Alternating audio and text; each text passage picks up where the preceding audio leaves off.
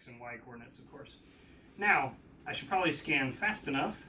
You might actually see some of the various transients of that waveform. You can see the attacks and decays and so on. But if we scan at about 1 unit per 10 milliseconds, we can see the whole attack and decay, right?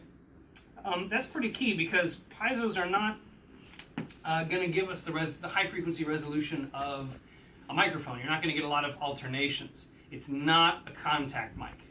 It is, however, somewhat microphonic. If we get a little pressure, you see how it is going to capture some of that energy, but you see the DC offset of my voice is really what piezos are good for. They have extremely high impedance. So if you wanted to use these as a contact mic, you need an extremely high input resistance in order to bring the natural high passive effect down and get any bass out of them.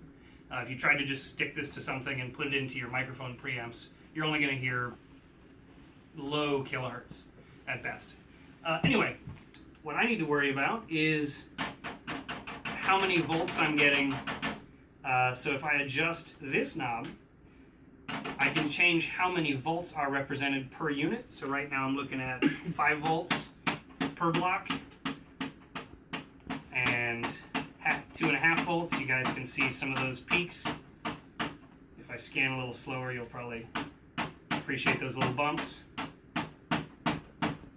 So this piezo, even at really strong deformation, is only generating a couple of volts, and even really only a single alternation.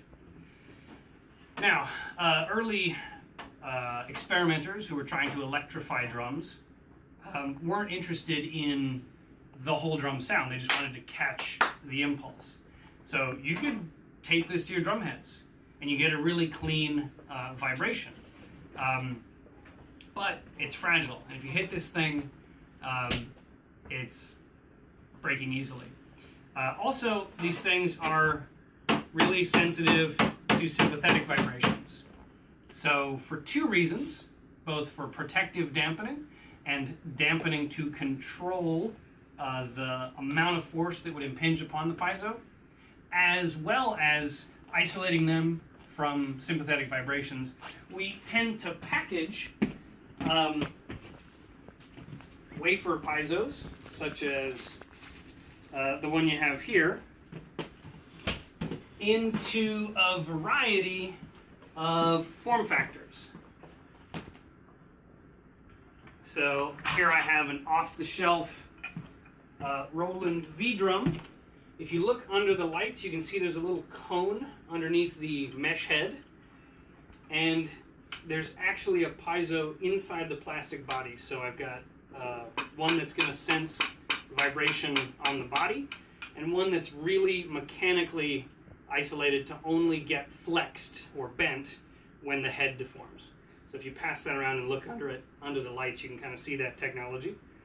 I find that thing to be great for drum-like play, but most of what I'm doing on the kit electrically is not going to have a lot of ghost notes and a lot of finesse.